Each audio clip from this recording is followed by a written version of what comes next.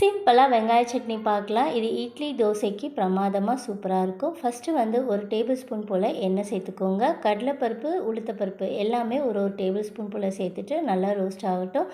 காரத்துக்கு ஏற்ற மாதிரி வரமிளகா, பூண்டு சேர்த்துட்டு நல்லா வறுத்துக்கோங்க. கூடவே பெருங்காயத்தூள் சேர்த்துட்டு இது நல்லா ரோஸ்ட் ஆனதுக்கப்புறமேட்டா ஒரு துண்டு போல் புளி சேர்த்துக்கோங்க.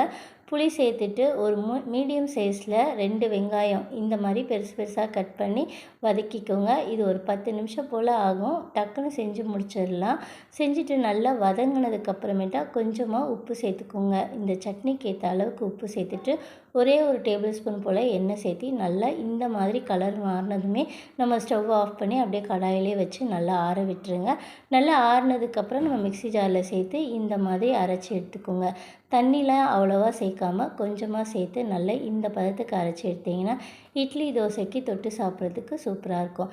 தாளிப்பு கொடுத்துடலாம். ஒரு டேபிள் ஸ்பூன் போல் எண்ணெய், கடுகு சேர்த்துட்டு வரமிளகா சேர்த்துட்டு இது நல்லா பொரிஞ்சு வந்ததுமே அந்த அரைச்சி வச்சுருக்க சட்னியில் இதில் சேர்த்துட்டு நல்லா மிக்ஸ் பண்ணிக்கோங்க.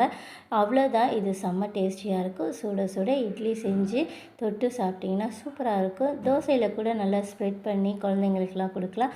ட்ரை பண்ணி பார்த்துட்டு கமெண்ட் பண்ணுங்கள். சூப்பராக இருக்கும். ட்ரை பண்ணி பாருங்கள்.